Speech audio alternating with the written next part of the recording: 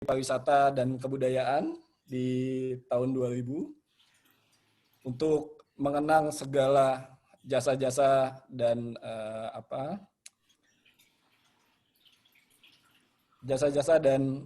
upaya beliau membangun kepariwisataan di Indonesia. Ada baiknya kita mengheningkan cipta sejenak, berdoa menurut agama dan kepercayaan masing-masing untuk mengenang almarhum Bapak I Gede Ardika Kusuma yang telah mendahului kita.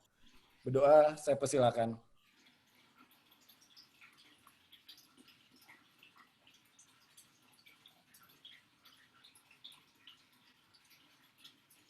Berdoa selesai. Terima kasih. Saya pikir langsung saja, Bu Mila, untuk mempersingkat waktu, memang kenapa topik kepariwisataan kita angkat di sore hari ini. Jadi kita sama-sama tahu bahwa salah satu agenda prioritas pembangunan di Presiden Jokowi ini adalah pengembangan kepariwisataan. Utamanya adalah untuk destinasi prioritas yang mau dikembangkan, Ibu. Tapi sebelum jauh ke sana, saya ingin memberi kesempatan Bu Mila untuk menceritakan lebih jauh sebetulnya kami ini teman-teman YPP dan yang senior di profesi perencana ini, bagaimana sih sebetulnya kedudukannya atau peran apa yang bisa digapai oleh planners-planners muda maupun yang ke depan di bidang pariwisata, Bu. Waktu dan tempat saya persilakan, Bu Mila. Mungkin ada. Terima kasih, Saudara Rais. Terima kasih atas kesempatannya dan terima kasih juga atas kesempatan untuk kami diberi kesempatan mengheningkan cipta untuk yang kita hormati bersama Bapak I Gede Ardika. Beliau juga guru saya dan kawan saya maupun bos saya sejak saya menggeluti pariwisata. Jadi kesempatan hari ini saya ingin berbicara mengenai peran perencana wilayah dan kota di dalam pembangunan kepariwisataan Indonesia yang akan saya sampaikan dalam beberapa slide yang berikut ini. Saya kira kita lanjut saja, coba kita lihat. Saya akan mulai mengajak ibu-ibu dan bapak-bapak atau anak-anak dan cucu-cucu barangkali untuk dengan sadar membedakan antara pariwisata dan kepariwisataan itu dulu, karena istilah ini sering ditukar balikan dan barangkali ini juga salah satu sumber kerancuan. Pada saat kita bicara pariwisata, kita berbicara tentang kegiatan pariwisatanya saja. Pada saat kita bicara kepariwisataan, kita bicara berbagai hal yang terkait. Jadi kalau kita bicara tentang perencanaan, tourism planning itu adalah perencanaan kepariwisataan, bukan rencana jalan-jalan. Itu rencana pariwisata, rencana berwisata boleh aja. Ada beberapa hal yang ingin saya sampaikan sebagai pembuka, yang seperti yang saya cantumkan di dalam slide itu, bahwa pertumbuhan dari industri pariwisata yang sekarang ini sangat mendominasi pandangan orang tentang pariwisata, itu sebetulnya tidak bisa diserahkan aja kepada kekuatan pasar. Nah, lalu berikutnya barangkali juga kita sudah sering mendengar, tapi lebih mudah mengatakan daripada melaksanakannya. Koordinasi antara sektor dan sebagainya itu. Tetapi yang penting sebetulnya pariwisata itu atau sebagai kegiatan kita perlu melihat pariwisata itu sebagai sesuatu yang membutuhkan tempat, atau kita kadang-kadang mengatakan kalau dalam istilah perencanaan sebagai land using activities. Nah, kalau kita lihat di dalam pedoman kadang-kadang land use itu hanya dibilang kawasan terbangun, kawasan budidaya, kawasan lindung, budidayanya, permukiman, perdagangan, ini dan seterusnya. Sedangkan pariwisata itu bisa masuk ke kawasan lindung maupun kawasan budidaya kalau kegiatannya. Oke. Kemudian kita berbicara tentang objektif. sebetulnya ada perbedaan objektif dalam pembangunan pariwisataan itu di berbagai tingkat. Kita mengenal objektif di tingkat nasional, regional maupun lokal. Jadi seringkali kita itu banyak melihat contoh-contoh dari negara-negara yang kecil-kecil yang merupakan satu destinasi tertentu. Sedangkan Indonesia ini begitu besar untuk disebut hanya sebagai satu destinasi. Ya. Nah, kalau kita berbicara di level daerah, kita perlu melihat posisi daerah itu dalam kepariwisataan nasional dan posisi pariwisata di dalam pembangunan daerahnya. Oke, dan ada banyak hal lain. Oke, kita lihat saja nanti beberapa contoh yang akan saya sampaikan. Lanjut. Nah, ini saya mencoba mengangkat untuk teman-teman yang pernah menekuni pariwisata, diagram ini tentu tidak aneh lagi, di mana studi pariwisata itu ditunjukkan keterkaitannya dengan berbagai macam bidang keilmuan, di mana urban and regional planning itu tercantum sebagai salah satu, hanya salah satu. Kalian lihat bagaimana banyaknya bidang-bidang lain yang sebetulnya terkait dan yang ada kaitannya juga dengan urban and regional planning nantinya. Yang saya beri tanda merah itu adalah bidang-bidang yang sangat dominan. Orang lebih banyak berbicara tentang marketing, tentang bisnis, dan juga tentang, kalau dari segi subjeknya, tentang hotel dan sebagainya itu.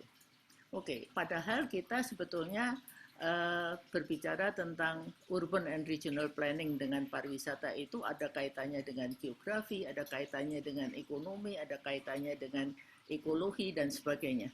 Ini berbagai bidang yang barangkali bisa kita lihat bagaimana luasnya keterkaitan pariwisata dengan berbagai aspek lain yang seringkali ditinggalkan atau tidak diperhatikan oleh banyak orang, termasuk oleh para planners. Jadi ada sedikit sekali yang kalau kita lihat secara akademis, itu aspek spasial tentang tourism planning itu masih kurang mendapat perhatian atau masih kurang berada di dalam literatur yang ada. Nah, kita lihat saja misalnya saya pernah melakukan penelitian yang terkait dengan urban tourism. Kalau kita lihat di dalam jurnal pariwisata, kita jarang melihat urusan-urusan planning, khususnya planning tata ruang. Ya. Kalau kita melihat dalam jurnal-jurnal planning, kita juga jarang melihat atau sedikit sekali tulisan-tulisan mengenai pariwisata. Ini kira-kira gap-nya ada di situ. Padahal dua hal ini mestinya bisa kita padukan begitu. Ya, lanjut. Terus, nah, mengapa tourism planning ini penting sih gitu? Nah, untuk sekian lama itu orang-orang dengan sudut pandang bahwa pariwisata itu industri terbesar, menciptakan lapangan pekerjaan dan seterusnya, mendatangkan devisa, bla bla bla. Fokusnya itu seringkali hanya dalam promosi. Jadi orang fokus kepada promosi, bagaimana supaya wisatawan itu banyak datang ke tempat tertentu atau ke negara tertentu. Ini selalu menjadi dominan. Nah, tetapi di samping itu, lama-kelamaan dalam perjalanannya, termasuk kita belajar dari negara-negara maju yang sudah lebih dahulu mengembangkan pariwisata, itu makin banyak orang yang memikirkan bahwa ada hal lain lagi yang penting selain promosi. Ya.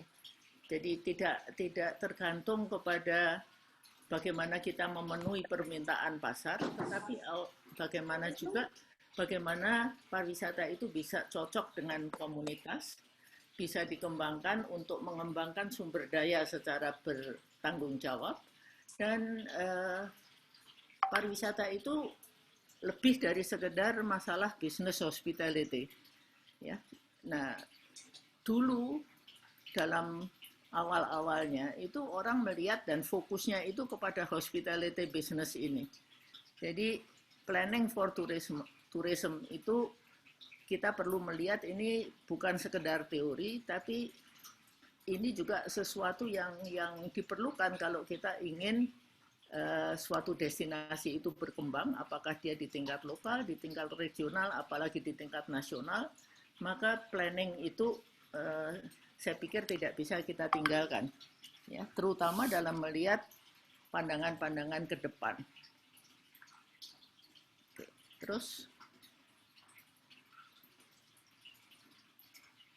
nah, kemudian ya saya barangkali loncat saja ini. Saya loncat mengapa program perencanaan kepariwisataan itu diperlukan. Ini juga ada penelitian yang mengatakan bahwa universitas-universitas itu tidak tanggap terhadap demand akan professional planner di dalam kepariwisataan. Jadi membuka berbagai bidang seperti sekarang terjadi di Indonesia, program-program pendidikan kepariwisataan itu tumbuh sangat besar sekali, tetapi kebanyakan berasal atau bermula dari bidang hospitality. Saya kadang-kadang juga tidak habis mengerti, ingin memetakan sebetulnya kalau masih aktif, saya ingin memetakan bagaimana sekolah-sekolah pariwisata yang ada ini. Bayangkan bahwa ada, kalau saya mudah-mudahan saya salah ya, tapi ada program yang namanya program S2 catering begitu. Jadi program pendidikan pariwisata ini sekarang banyak sekali. Tetapi program tentang perencanaan kepariwisataan saya kira tidak banyak kalaupun ada. Ya, jadi ini yang menjadi concern saya. Padahal kebutuhan akan perencana itu cukup besar. Apalagi kalau sekarang sejak sekian lama ini Indonesia memfokuskan untuk meletakkan pariwisata sebagai sektor strategis. Ya, kebutuhan akan tenaga-tenaga hospitality itu juga besar sekali, tapi itu masalah lain. Itu adalah masalah penyelenggaraan. Jadi sangat menyedihkan kalau banyak planner atau banyak para perencana yang juga di dalam tulisannya itu lalu terbawa gitu ya, dengan mengatakan perlu peningkatan kualitas pelayanan dan sebagainya. Itu ya sudah, itu otomatis, itu urusan mereka gitu. Tapi bahwa perlu perencanaan dan apa yang direncanakan di dalam konteks tata ruang wilayah dan kota atau perdesaan, itu yang menjadi concern kita ya.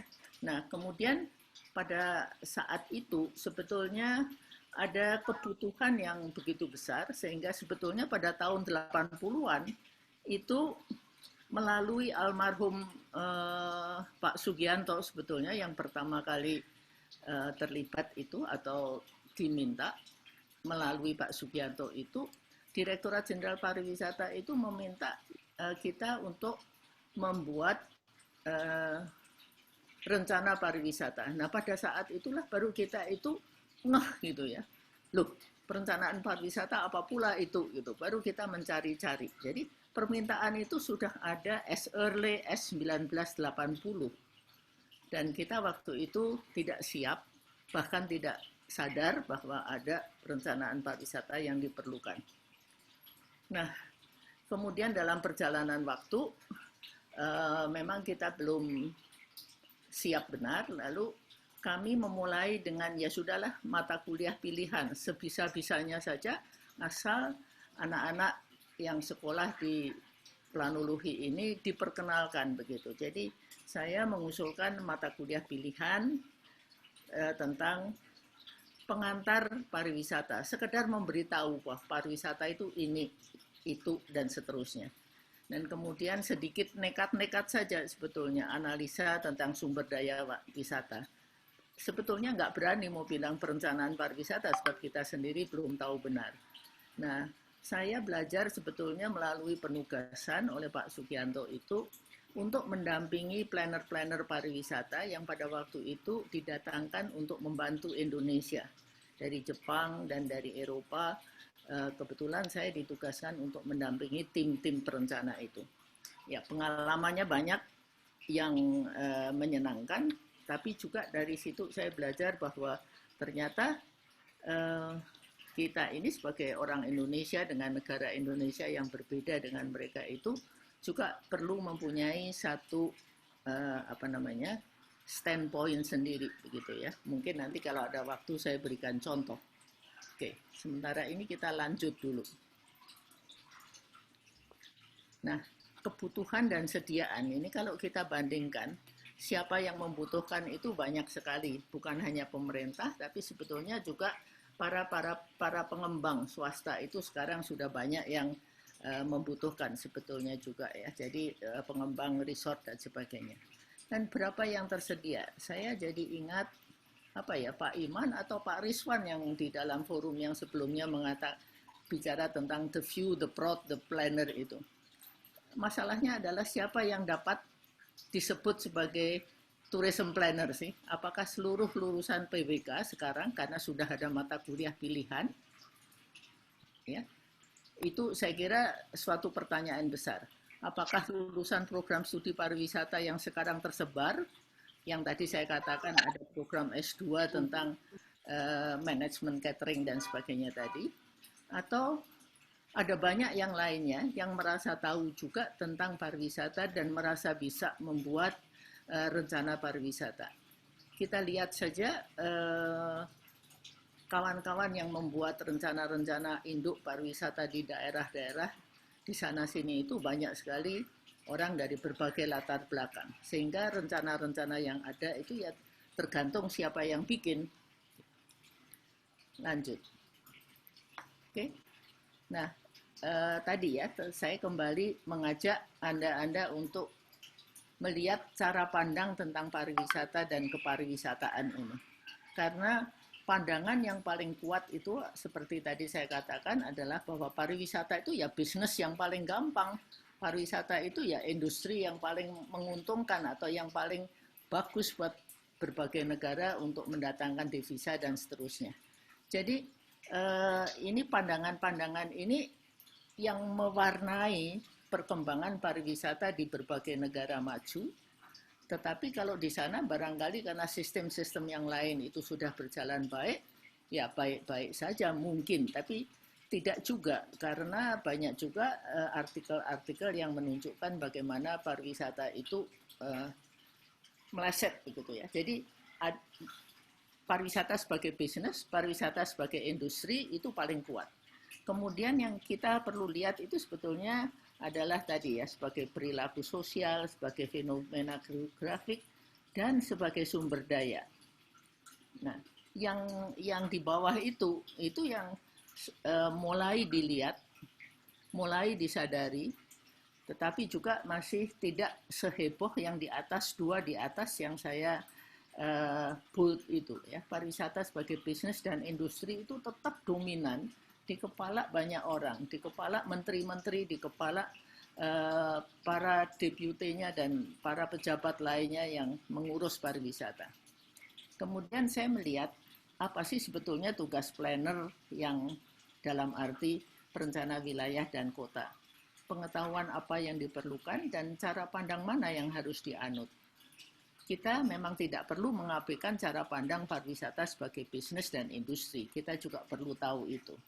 Tetapi pariwisata itu harus dipandang sebagai suatu sistem yang melandasi pembangunan kepariwisataan. Tidak terbatas kepada sistem antar daerah, negara asal dan tujuan, tapi juga banyak sistem-sistem yang lain. Ya, pariwisata itu harus dilihat sebagai satu sistem ketataruangan. Apalagi kalau kita berbicara mengenai pariwisata sebagai sumber daya, maka itu adalah basis untuk kita sepakat bahwa kalau begitu itu harus berkelanjutan dengan sendirinya.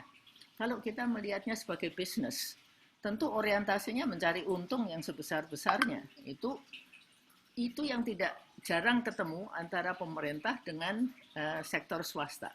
Kalaupun ketemu, itu hanya ketemu untuk menyepakati promosi kemana, apa yang dipromosikan. Tetapi kalau sudah menyangkut yang lain-lain, ya sudah yang bisnis ini mencari keuntungan. Jadi saya pikir kita perlu untuk bergerak untuk mengimbangi pembangunan kepariwisataan yang sekarang ini menurut pengamatan saya sangat diwarnai oleh kekuatan pasar. Kita boleh dibilang mengembangkan pariwisata at all cost untuk mengikuti apa yang diinginkan wisatawan. Dari segi pandang bisnis barangkali itu yang terbaik dan itu yang akan paling memberikan sukses. Tapi dari segi pandang planner harusnya kita melihat bahwa kita tidak semata-mata mencari tambahan dolar dari datangnya Wisman misalnya yang sekarang ini menjadi tolok ukur utama.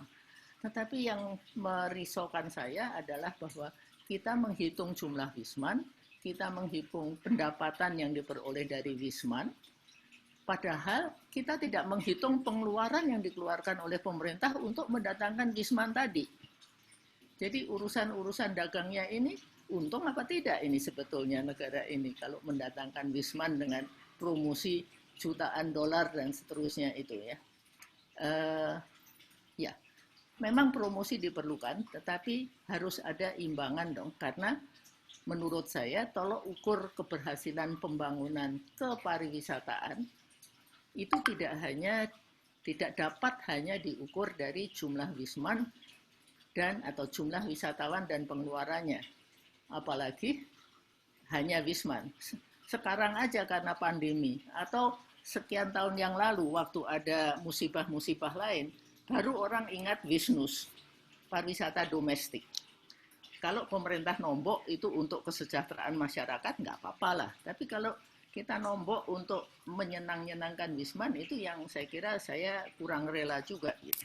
Oke, itu intinya dengan kata-kata sederhana seperti itu, bahwa pariwisata itu tidak sekedar masalah ekonomi atau bisnis dan industri. Kalaupun bisnis ya kita harus menghitungnya secara lebih nalar begitu. Oke, lanjut.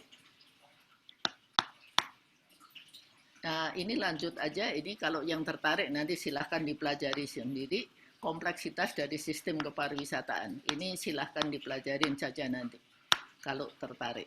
Lanjut kita ini. Oke.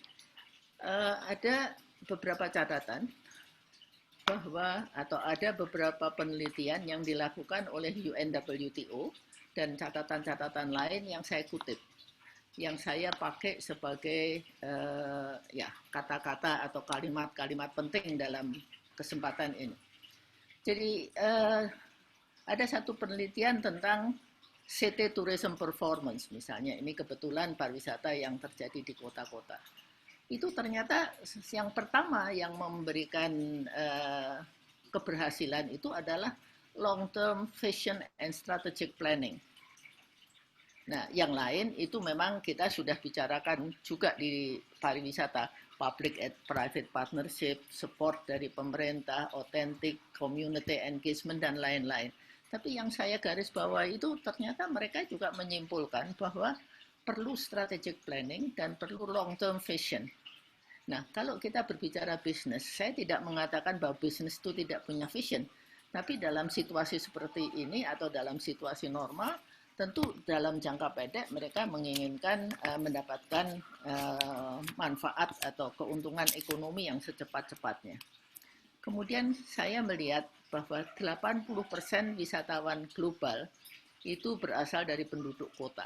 Nah, ini kaitannya dengan masalah ketata ruangan tadi. Berasal dari kota dan dia memilih perdesaan itu sebagai destinasi. Jadi ini ada hubungan antara kota dan desa, dan ini adalah bagian dari pelajaran yang kita belajar di planologi begitu ya. Nah, artinya hubungan antara kota dan desa itu bukan hanya dari segi produk pertanian dan pusat perdagangan dan sebagainya, tapi juga dari segi pariwisata. Dan itu besar sekali jumlahnya maupun volume transaksinya. Di Indonesia, ya seperti tadi saya katakan, wisatawan Nusantara yang sering diabaikan, kalau tidak ada masalah, kalau ada masalah baru ingat, itu terbanyak juga berasal dan menuju ke Jawa Timur, Jawa Barat, Jawa Tengah, dan DKI. Nah, ini adalah provinsi-provinsi yang paling banyak penduduknya atau paling padat penduduknya. Kalau dilihat neraca masuk keluarnya, semuanya mempunyai neraca yang positif, kecuali DKI. Di luar Jawa itu Sumut dan Bali yang juga positif. Artinya apa? DKI itu memang banyak dikunjungi wisatawan, tapi dia juga banyak penduduknya yang keluar untuk mengunjungi Jatim, Jabar, dan tempat-tempat lain di Indonesia selain yang di luar negeri. Ini tadi menggambarkan bagaimana hubungan antara kota dan desa atau perkotaan dan perdesaan atau antara satu daerah dengan daerah lain. Kita tidak pernah di planologi, nggak tahu, mudah-mudahan sekarang sudah. Dulu kita tidak belajar kalau sektor basis, sektor ini itu tidak belajar tentang bagaimana lalu lintas orang ini juga merupakan sumber pendapatan untuk daerah lain atau untuk daerahnya sendiri sebagai destinasi. Oke, lanjut. Nah, ini kemudian saya ingin kembali pada satu undang-undang dan peraturan pemerintah yang sangat atau yang selalu dirujuk di dalam rencana-rencana tentang pariwisata. Dan sebetulnya ada buku yang judulnya itu The Politics of Tourism yang barangkali nanti cocok untuk kita pikirkan. Oke. Nah, di dalam undang-undang itu tertulis bahwa pembangunan kepariwisataan itu ada 4 pilar. Destinasi, industri, pasar, dan kelembagaan. Itu undang-undang tahun 2009. Sebetulnya undang-undang pariwisata itu sudah ada dulu tahun 19. Dan undang-undang yang itu hanya berbicara tentang industri. Dan baru tahun 2009 itu sebetulnya kita bicara tentang destinasi.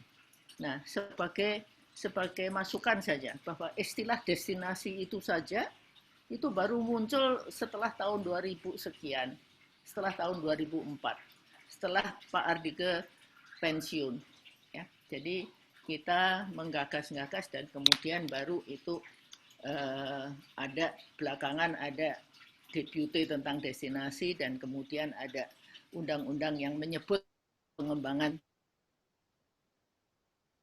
destinasi. Oke.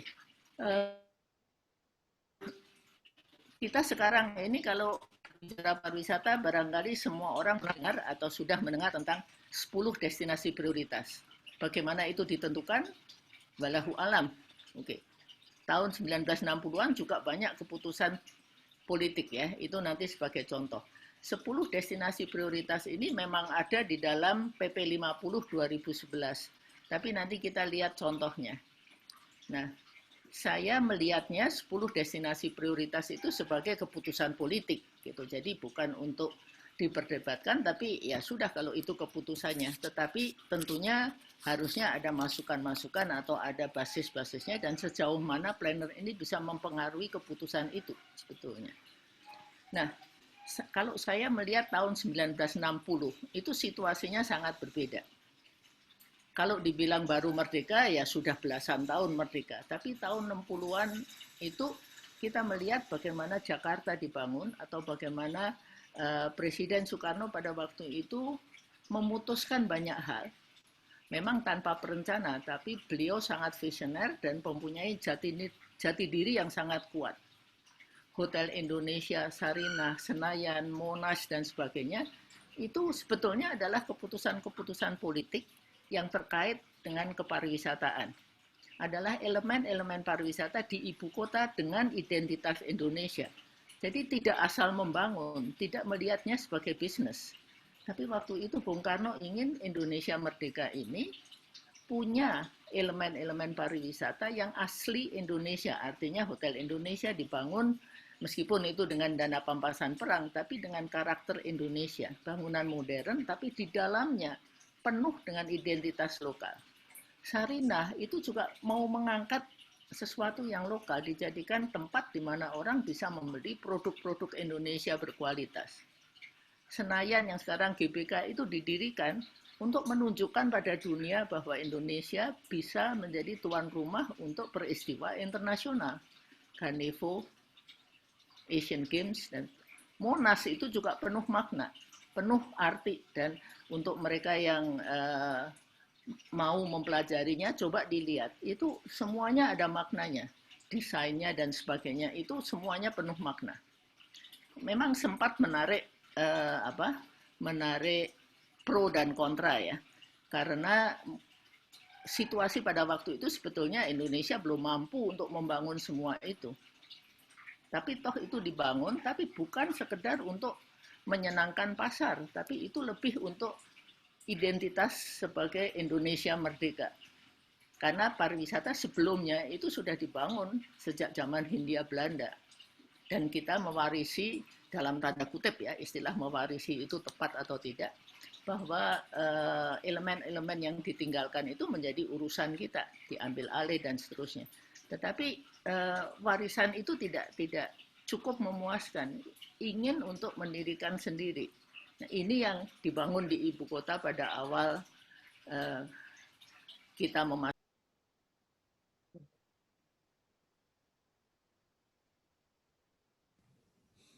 Halo, Bu Mila. Maaf Bu, sepertinya mute-nya ketekan ya Bu.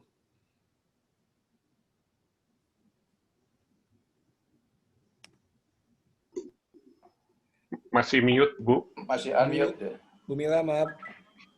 Mute. Kenapa kok bisa tidak? Sepertinya kepencet ya. Barusan kepencet. Ya, 15 detik yang lalu Bu. Monggo Bu. Mungkin karena terputus tadi. Oke. Masuknya default-nya. Oke.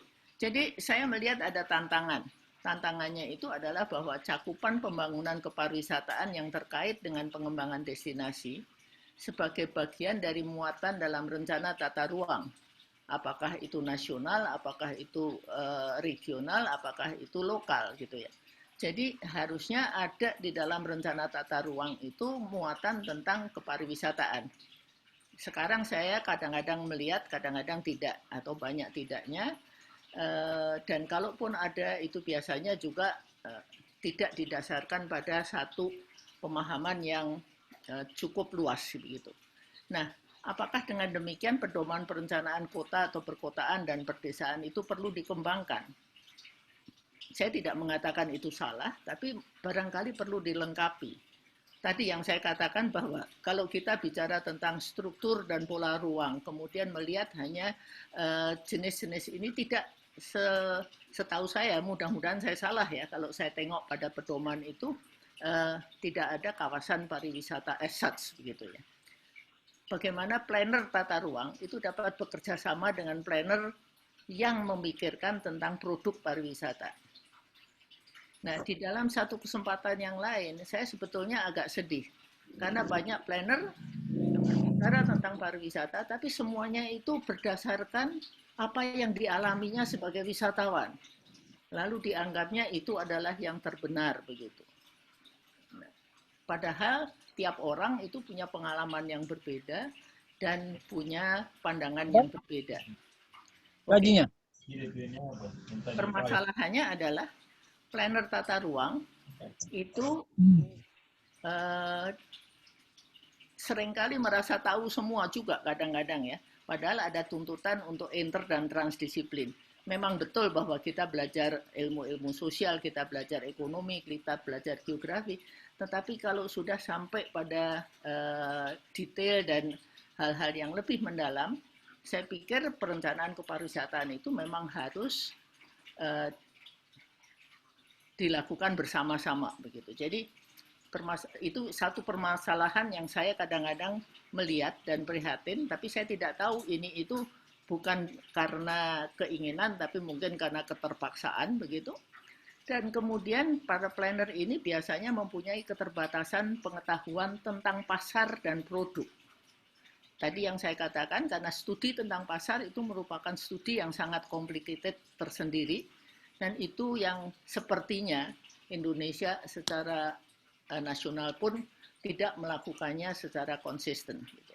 Nah, pemahaman tentang produk itu yang tadi saya katakan, apa yang dialami itu dianggap produk yang apa yang disukai dianggap produk yang baik. Nah, banyak pihak yang merasa tahu tentang pariwisata sebagai sesuatu yang identik dengan pengalaman pribadi, itu yang tadi saya katakan, atau pengaruh berita-berita dari medsos gitu ya. Lalu dianggap itu pengetahuan umum saja. Orang tidak mendalami benar-benar, tapi merasa tahu tentang pariwisata karena sering menjadi wisatawan. atau sering mendengar cerita tentang wisatawan-wisatawan itu. Oke, lanjut. Nah, tantangan lain adalah dalam melihat dari dimensi ekonomi, saya berpendapat bahwa pengembangan industri dan pengembangan bisnis itu saja mempunyai perbedaan yang mendasar. Perkembangan bisnis ya sudah, itu urusan para pemilik, para pengelola yang mencari keuntungan. Dan tidak ada orang berbisnis tidak mencari untung. Ya. Oke, tetapi pengembangan industri itu adalah sesuatu yang berbeda. Karena industri pariwisata itu terdiri dari berbagai komponen yang harusnya terstruktur. Dan strukturnya yang kuat, begitu. Artinya keterkaitan antara satu yang lain dan mana yang mana. Sekarang ini as if industri pariwisata itu identik dengan hotel dan restoran. Padahal ada begitu banyak elemen-elemen bisnis lain yang harusnya menunjang pariwisata. Tidak hanya hotel dan restoran saja. Dan ini yang perlu diperhatikan. Dan kalau ada satu bidang tertentu yang barangkali kurang menguntungkan, pemerintah di negara-negara yang saya pikir cerdas, itu pemerintah yang yang mengisinya gitu. Jadi kalau ada struktur yang tidak mantap, ada struktur yang bolong begitu, di situ diisinya. Jadi tidak ikut berbisnis di bidang-bidang yang swasta sudah bisa melakukan. Sekarang ini banyak ya hotel-hotel pemerintah yang menurut saya tidak fair kalau bersaing, sebab mereka tidak takut rugi, pegawainya juga dibayar oleh pemerintah begitu. Tetapi ada bidang-bidang yang bolong-bolong begitulah kira-kira. Oke, di dalam pengembangan pasar itu kita perlu untuk meningkatkan pangsa pasar kita. Kita harus maklum bahwa pangsa pasar kita yang utama itu adalah Singapura, Malaysia, dan negara-negara tetangga. Tapi dari Filipina kita tidak dapat banyak. Kita bayangkan aja tetangga Indonesia itu siapa saja. Kita mengharapkan dari Timor Leste, dari Papua Nugini, atau dari mana ya? Yang potensial ya memang hanya di semenanjung Malaysia, Singapura, kemudian ya kalau lebih ke selatan Australia, New Zealand, makin jauh tentu saja itu gravity potential model juga mengatakan bahwa makin jauh tentunya makin hambatannya itu makin besar begitu. Tetapi kalau daya tariknya itu sangat kuat, memang bisa saja menarik karena pada tahun 70-80-an itu dominasi pasar Indonesia itu adalah Eropa. Tapi pada waktu itu memang orang-orang dari Timur Tengah dan orang-orang Asia belum banyak menjadi wisatawan. Dan Indonesia pada waktu itu sudah terkenal, dan terkenalnya itu bagian dari warisan zaman Belanda. Karena VOC itu, pemerintah Hindia Belanda itu tidak hanya mengambil resources dalam bentuk tambang dan perkebunan di Indonesia, tapi juga menjual Indonesia dengan penduduknya itu sebagai aset pariwisata untuk mendatangkan orang-orang Eropa dan juga terutama orang-orang Belanda sendiri yang berlibur di negara tropis pada waktu musim dingin dan sebagainya. Oke, pertanyaannya adalah apakah pariwisata ini menjadi satu bidang spesialisasi dalam perencanaan wilayah dan kota? Ataukah semua maksud saya begini, pariwisata itu bisa menjadi satu bidang spesialisasi. Planner dapat mendalami masalah industri pariwisata, masalah pemasaran, dan masalah-masalah lain bisa saja. Tetapi masalah yang akan kita permasalahkan sekarang itu adalah bagaimana planner tata ruang ini bisa berperan di dalam pengembangan terutama destinasi pariwisata. Tetapi dalam pengembangan destinasi ini memang kita harus memikirkan mengenai pasar dan mengenai kelembagaan dan sebagainya. Jadi pilar-pilar yang disebutkan dalam undang-undang itu memang perlu kita ketahui di dalam perencanaan tata ruangnya. Oke, lanjut. Nah, ini saya ingin menunjukkan sedikit kesenjangan antara tata ruang kepariwisataan dan destinasi. Ini saya mengambil dari apa yang ada saja. Ini tata ruang nasional kepariwisataan Indonesia yang membagi wilayah Nusantara ini menjadi berapa? 55 DPN atau berapa itu. Ya. Saya pikir itu adalah tempat-tempat wisata yang diidentifikasi.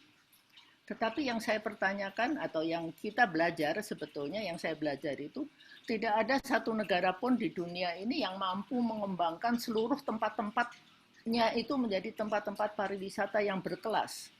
Karena kalau kita mengatakan itu destinasi pariwisata nasional, itu mestinya ya setidaknya seperti yang sekarang jadi 10 prioritas itu, atau Bali itu menjadi salah satu, itu salah satu destinasi pariwisata nasional yang kemudian sangat kuat untuk internasional, pariwisata internasional. Tapi kita tidak akan mampu mengembangkan semua wilayah Indonesia ini menjadi destinasi pariwisata nasional. Masalahnya juga posisinya berbeda-beda, potensi pasarnya tidak dipertimbangkan. Kalau sumber dayanya saya yakin di mana-mana ada keindahan dan ada budaya-budaya yang menarik, tetapi masalahnya adalah di dalam perencanaan tata ruang kita juga harus memilih mana yang efisien, mana yang efektif, dan mana yang keterkaitan dengan sumber-sumber lain. Nah, kalau di sebelah atau di slide berikutnya sebetulnya ada yang lebih besar, itu slide yang saya ambil sebagai contoh. Nah, ini tata ruang regional, ini satu DPN. Satu DPN yang disebut sebagai DPN Medan, apa namanya? Bentar, DPN-nya ini namanya Medan, Toba, dan sekitarnya, gitulah kira-kira ya namanya. Itu coba Anda lihat, yang ada di dalam ini adalah, ya sepertinya ini tata ruang, tapi ini adalah kawasan pariwisata, dan kawasan pariwisata. Hanya yang satu disebut kawasan strategis, yang lain disebut kawasan pengembangan pariwisata. Oke, Medan di bold dengan merah, tapi itu ditunjukkan arahnya ke Aceh, ke Pekanbaru, dan sebagainya.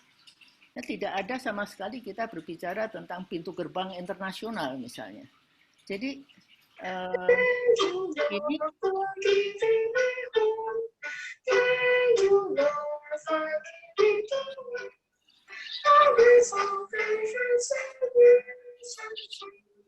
halo. Halo. Ya Bu, mohon maaf Bu, tadi ada sedikit gangguan. Monggo Bu Mira dilanjutkan Bu. Oke, jadi inilah sebagai gambaran bahwa ini yang tata ruangnya mereka itu, tata ruang pariwisata itu seperti ini gitu. Padahal tata ruang kita itu sebetulnya harusnya menunjukkan bagaimana keterkaitan pariwisata ini dengan kawasan-kawasan land use yang lain atau dengan pusat-pusat perkembangan yang lain, PKN, PKW, dan sebagainya. Ini yang sebetulnya ini bagaimana RT/RW itu bisa diintegrasikan dengan rencana-rencana pariwisata seperti ini, gitu ya. Jadi saya tidak mengatakan yang satu lebih baik dari yang lain, tapi ini seperti berdiri sendiri-sendiri. Yang tata ruang wilayah dan kota kurang berbicara tentang pariwisata, yang tata ruang pariwisata ini berbicara dari segi pandang pariwisata, tidak memperhatikan sektor-sektor yang lain. Ini yang saya pikir perlu dipersatukan atau perlu diintegrasikan. Oke, lanjut. Nah, ini kalau orang-orang pariwisata itu melihat destinasi itu seperti ini, check up-nya itu ada 10 yang perlu dicek. Awareness, attractiveness, availability, accessibility, dan seterusnya. Ini adalah tulisan yang memang diterbitkan dalam kaitannya dengan pemasaran dan pengelolaan destinasi untuk mendatangkan wisatawan. Ya. Jadi kita ingin sesuatu yang semuanya itu bagus untuk wisatawan. Dikenal oleh wisatawan, menarik, kalau wisatawan mau ini, mau itu ada, dan seterusnya. Ya, mereka kalau datang perlu disambut dengan ramah tamah dan seterusnya. Ini seperti kalau di kita sabta pesona begitulah. Ya. Oke. Lanjut. Nah, sedangkan kalau 10 tujuan pembangunan kepariwisataan itu menurut saya adalah ini, satu untuk mendukung pertumbuhan ekonomi, dua untuk kesejahteraan masyarakat, pengentasan kemiskinan, dan seterusnya gitu ya. Jadi ini yang ada juga di dalam undang-undang kepariwisataan. Jadi bukan hanya daya tarik itu memuaskan wisatawan dan seterusnya, tetapi ada hal-hal yang mengatakan tentang bagaimana kita mengangkat citra bangsa, bagaimana kita memupuk rasa cinta tanah air, dan seterusnya. Ya, dan yang penting barangkali kalau kaitannya dengan sustainable development ya melestarikan alam, lingkungan, dan sumber daya. Kalau kita melihat pariwisata itu sumber daya, maka kita harus berpikir bagaimana sumber daya itu diamankan, bukan dieksploitir sebesar-besarnya untuk mengikuti keinginan wisatawan. Ya, jadi ini 10 tujuan yang ada di dalam undang-undang, sementara tadi itu kalau orang-orang pariwisata melihat 10 hal yang perlu disiapkan supaya menarik untuk wisatawan. Oke, lanjut. Ini maaf kalau bahasanya itu campur aduk karena kadang-kadang slide-nya saya ambil dari paparan yang sebelumnya yang lain. Ada beberapa opsi tentang pendidikan kepariwisataan. Ini kalau kita kembali kepada tadi ya pernyataan saya, perguruan-perguruan tinggi universitas itu membuka sekolah-sekolah pariwisata, tapi ya just another program apa saja, manajemen ini, manajemen itu tadi yang saya nggak bisa lupa itu manajemen catering tadi. Oke. Nah, tourism planning principle dan practice to be added. Jadi ada yang menambahkan, dan ini yang kita lakukan pada tahap awal. Kita menambahkan tentang pengetahuan pariwisata kepada kurikulum yang ada. Tetapi kemudian ada juga sekolah-sekolah pariwisata yang kemudian dimodifikasikan untuk mencakup tourism planning. Tapi ini lebih kepada tourism planning dalam arti dalam kaitannya dengan tourism management ya. Jadi menurut pendapat saya ini lebih banyak pada planning teknis jangka pendek, practicalities gitu ya. Nah, sedangkan yang visioner jangka panjang dan sebagainya itu ya lebih complicated lagi. Nah, kemudian banyak sekali kaitan-kaitan yang kadang-kadang itu tergantung pada kasusnya yang perlu dimasukkan di dalam kurikulum untuk menunjukkan bagaimana kaitan dengan tourism planning tadi. Nah, ITB itu sebetulnya mencoba untuk mengkombinasikan ketiga hal ini. Saya tahu ini tidak mudah dan saya tahu ini bikin repot teman-teman di ITB. Saya sih enak-enak aja sekarang sudah pensiun jadi tidak ikut repot. Maaf ya Pak, Bapak-bapak dan Ibu-ibu yang jadi repot karena ada program pendidikan perencanaan kepariwisataan di ITB ini. Oke, lanjut. Nah, tadi yang saya katakan, ITB tadi mengkombinasikan tiga-tiganya dan oke, lanjut. Kalau kita lihat sekarang itu intake-nya dari ITB memang banyak anak PL, banyak alumni arsitektur, tapi ada juga dari berbagai jurusan-jurusan yang kita tidak bayangkan sebelumnya. Dari jurusan hukum internasional, dari jurusan ya bahkan dari kelautan ada, dari elektro pernah ada, dari dari bahasa juga banyak. Tetapi ini tidak akan mengubah mereka dari ahli bahasa lalu menjadi planner atau dari orang elektro yang barangkali mendalami IT lalu menjadi planner, tapi supaya mereka itu tetap dengan posisinya masing-masing, tetapi kalau mereka mau melakukan itu untuk pariwisata, mereka tahu lebih banyak tentang pariwisata. Oke, lanjut. Ini tadi yang saya sebutkan punya banyak masukan-masukan dari berbagai bidang. Nah, ini sebetulnya satu keuntungan tapi juga satu kesulitan. Artinya bagaimana kita memerankan mereka supaya mereka itu bisa memposisikan diri di dalam tourism planning. Jadi kalau diperlukan dalam tourism planning, mereka bisa juga berperan. Tapi ada banyak teman-teman juga yang memang bidangnya itu sangat spesifik gitu ya. Barangkali ini banyak yang terkait. Lanjut. Nah, kedepannya itu gimana? Nah, ini ada ya ini saya mengambil ada pesan rektor, ada visinya SAPPK, tapi intinya ITB sendiri akan menuju kepada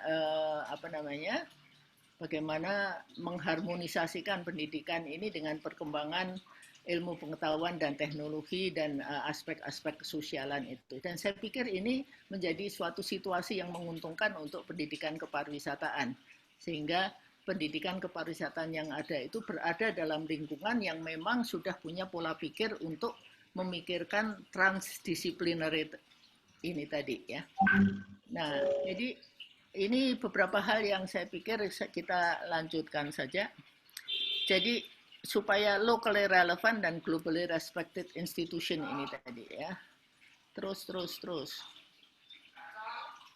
Ya ini visinya SAPPK.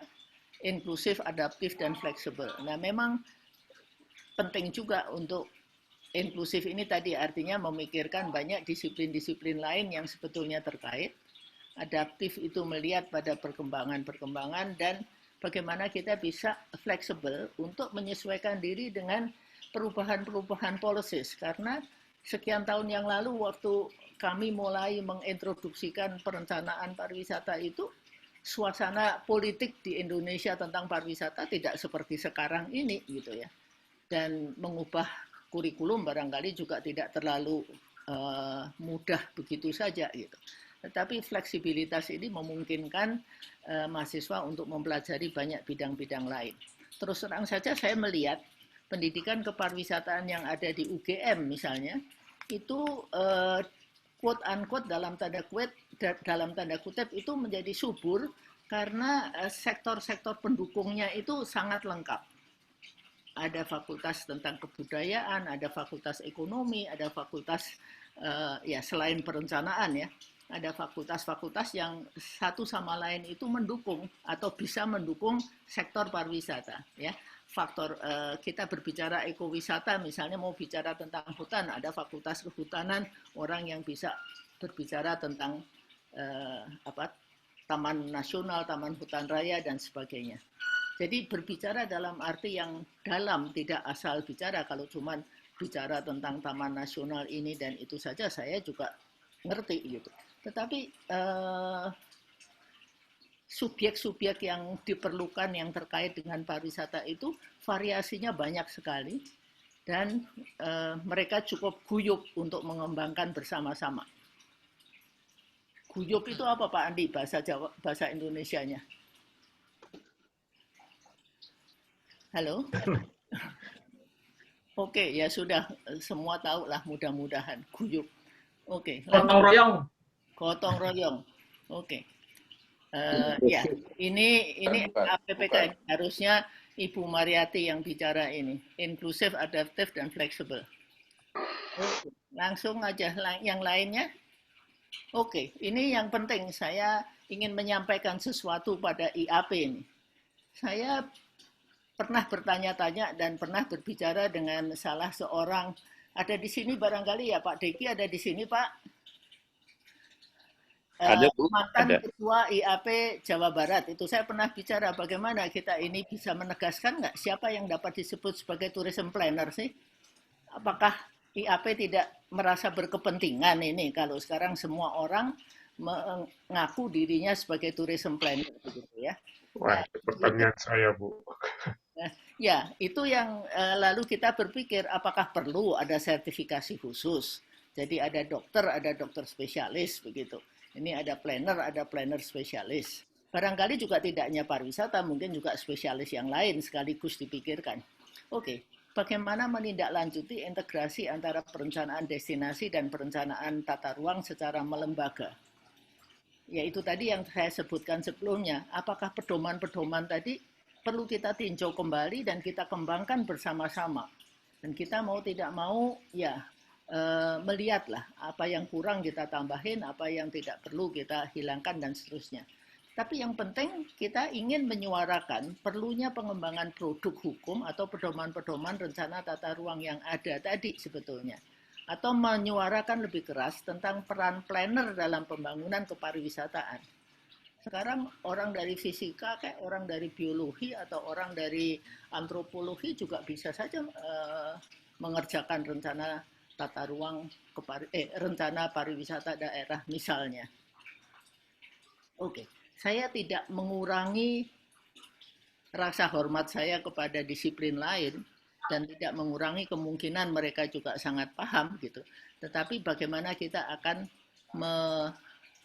mengendalikan atau memastikan bahwa memang orang-orang ini adalah orang-orang yang by education atau by experience itu paham, tahu, dan ngerti tentang pariwisata. Oke, lanjut. Oke, terima kasih dan sampai jumpa lagi. Maaf ini kalau kelamaan ngomongnya. Ya, terima kasih Bu Mila. Wah, luar biasa sekali nih Bu. Banyak memang poin-poin yang Ibu sampaikan. Kebetulan saya penggiat juga Bu di bidang pariwisata.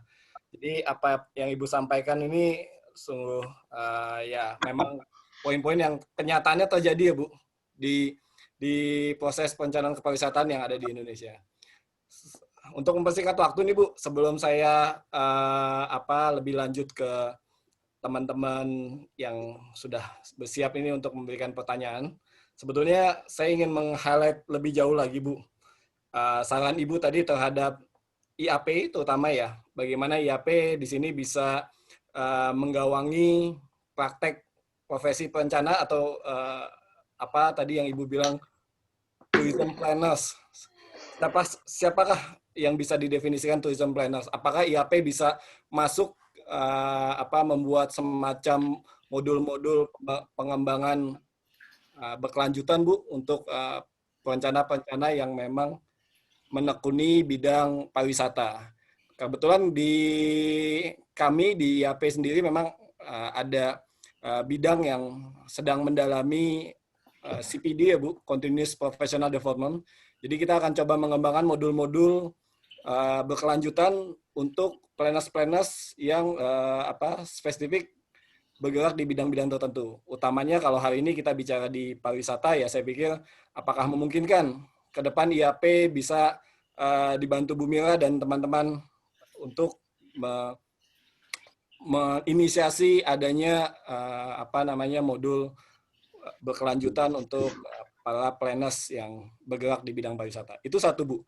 Kedua, kalau boleh Bu, ini kebetulan saya lihat di sini banyak sekali dosen-dosen ataupun teman-teman yang lintas generasi Bu. Dan saya pribadi mengenal Ibu tidak hanya selama ini kan tidak hanya mengajar dosen, namun juga punya pengalaman pernah menjadi deputi di Kementerian Pariwisata sendiri. Kalau boleh Bu, ini agak santai sedikit, mungkin Bu Mila bisa menceritakan pengalaman paling berkesan Bu, baik itu di kampus maupun di kementerian pada saat Ibu menjabat sebagai deputi. Pengalamannya nggak mesti yang serius-serius Bu, mungkin bisa juga diceritakan yang lucu-lucu untuk pematik awal diskusi kita hari ini Bu. Itu saja Bu, sebelum nanti saya akan memberi kesempatan ke teman-teman yang ingin bertanya. Saya tidak tahu, kalau saya ngomong saya lagi, lalu kapan yang lain bisa ngomong ini?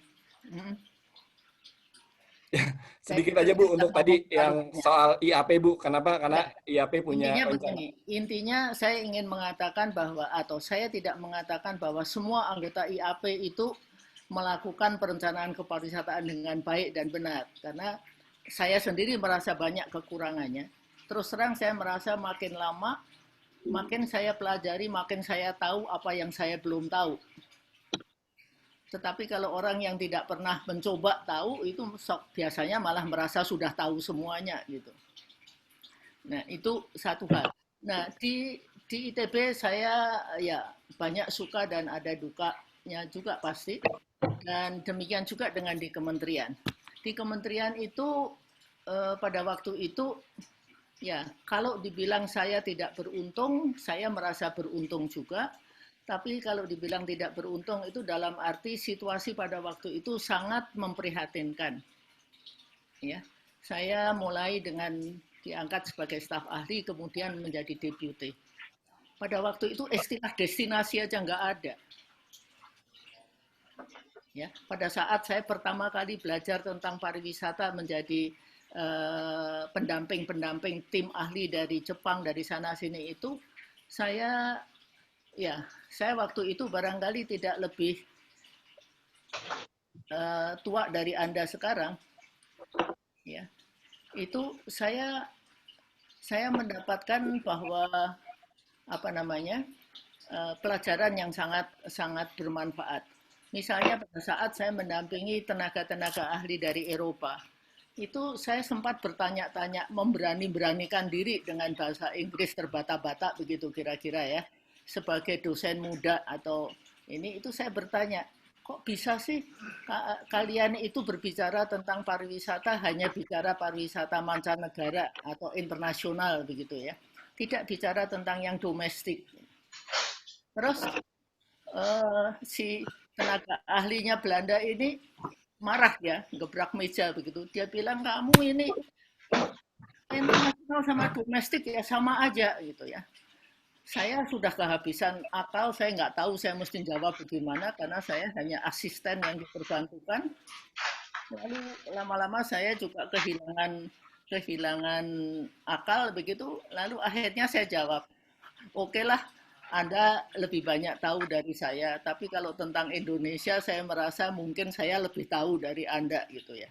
Jadi untuk negara-negara maju seperti Eropa gitu, apalagi Belanda, itu katakan domestik dan internasional ya sama aja gitu. Kenapa mesti disusun? Ini saya melihat teman saya satu lagi ini, teman tercinta Pak Krisna baru muncul. Halo Pak Krisna. Udah lama muncul, Bu. Oh, sudah lama muncul. Saya nggak lihat tadi. Iya.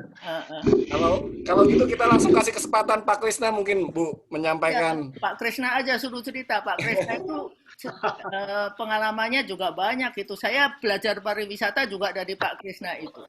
Permulaan, lalu dari mahasiswa juga. Jadi sebelum saya sadar mau belajar pariwisata itu mahasiswa sudah banyak yang membuat tugas akhir tentang pariwisata, dan bahkan ada yang kemudian membawakan buku untuk saya gitu ya, karena pada waktu itu pariwisata belum ada di benak kita semua begitu. Nah, Pak Krisna ini termasuk salah satu yang pada waktu itu dalam usia yang sangat muda ikut ke Nusa Dua sana gitu ya. Jadi ikut membangun Nusa Dua itu Pak Krisna itu gitu. BTDC ya. Iya. Gitu. Nah, itu yang saya pikir belajar secara terlibat langsung di dalam konteks yang tepat perencanaan kepariwisataan itu sesuatu yang sangat menguntungkan. Saya yakin itu yang dialami Pak Krisna juga. Siap, kalau begitu Ibu. Langsung aja ini mungkin buat teman-teman online yang hadir di sore hari ini, harap bersabar. Saya ingin mengasih kesempatan terlebih dahulu untuk mungkin perwakilan dari rekan profesi Ibu di ITB ya Bu, dosen-dosen ini. Mungkin ada Pak Krisna, Pak Denny, dan saya tadi juga lihat ada Pak Andi. Mungkin salah satu ada yang mau menyampaikan, Bapak-Bapak, atau ada lagi juga mungkin yang lain, ada Mas Adiwan juga. Oke, saya mau bicara sebentar. Saya akan bicara, bisa? Halo. Ya, silakan Pak Krisna. Monggo Pak. Ya. Ini Pak Krisna. Ini, pariwisata itu sebetulnya dimulai oleh Bung Karno ya, tahun 63. Nah, dia menggunakan dana pampasan perang, membangun 4 hotel, mulai di Jakarta, Bali, Sukabumi, satu lagi itu saya lupa di mana. Ya. Nah, lalu tahun 69, hotel-hotel tadi diresmikan oleh Sultan Hamengkubuwono sebagai Menko pada saat itu. Tapi Bung Karno keburu meninggal. Dan itu dilanjutkan dari tahun 70 dan seterusnya oleh Menteri Pariwisata yang saat itu sebetulnya belum jadi menteri, jadi masih di bawah Dirjen, waktu itu M.E. Salim ya. Dan saya sempat presentasi dengan Emi Salim pada saat itu. Saya diajak waktu itu Ceki Company untuk membangun Nusa Dua. Nah, sebetulnya sejarah pariwisata itu mulainya dari Bung Karno.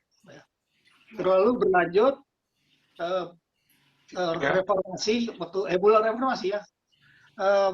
Soeharto itu meneruskan lalu membangun yang namanya Batam, dan waktu itu yang luar negerinya BIM AGA, kemudian IMTGP, ASEAN ya, pada saat itu. Saya akan cerita singkat saja, bahwa pariwisata itu sebetulnya waktu di planologi itu sangat susah. 10 tahun itu butuh waktu. Waktu itu saya ngajak Pak Wiranto sebagai rektor, satu lagi dekan. Waktu itu Bu Mira sibuk dengan Bu Windu ya.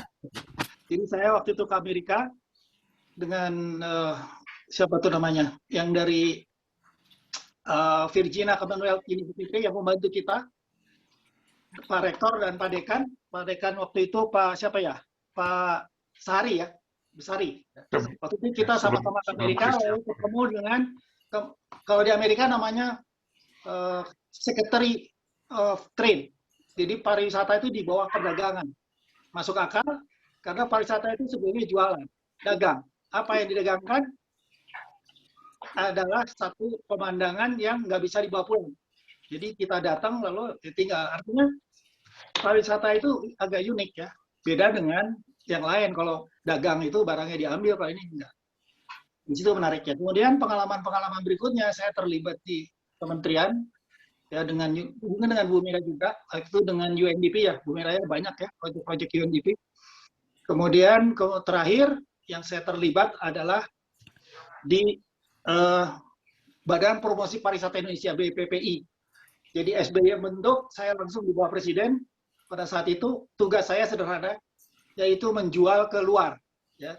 Di situ ada 9 anggota Badan Promosi Pariwisata Indonesia. Tugasnya pada saat itu tuh kita mau fokus ke Cina. Kenapa? Yang paling di 9 jam terbang, 8 jam cuma Cina, Middle East, Australia. Kalau Eropa itu terlalu sedikit. Ya. Dan alhamdulillah sekarang berhasil Cina masuk banyak. Dan terakhir yang saya diminta itu adalah oleh Menteri Pariwisata yang membuat 10 destinasi pariwisata. 10 ya. Waktu itu menterinya yang dari apa itu industri, dari mesin ya. Kemudian dari 10 destinasi itu terakhir kali itu saya pas pensiun. Itu 2015. Dan akhir-akhir ini saya juga diminta oleh kebencanaan, karena dari Jepang itu sebetulnya APAD ya, asosiasi apa bukan bahasa Inggris itu yang melihat pariwisata itu berdampak besar karena kita secara ekonomi kita kehilangan. Jadi yang paling rugi itu sebetulnya hotel dan transport. Nah, saya diminta membantu itu. Mungkin itu sebagai perkenalan saya, dan pada waktu saya dengan Pak Wiranto ke Amerika bukan apa-apa, mau mendirikan pariwisata, karena Pak Wiranto sebagai rektor sangat semangat. Tapi ya itu 10 tahun butuh waktu sampai lahir pariwisata di planologi itu. Itu sejarahnya. Saya singkat itu saja. Ya, kita sharing, yang penting kita sharing ya pengalaman. Yang terakhir adalah saya terlibat di mitigasi bencana. Jadi yang mitigasi itu tidak selalu fisik ya, tapi juga termasuk pandemi ini ya. Dan yang paling terdampak adalah pariwisata. Itu saja sebagai perkenalan saya di. Terima kasih. Ya, makasih. Ada lagi mungkin dari rekan-rekan dosen pengajar nih, Pak Denny mungkin ada yang mau disampaikan, Pak?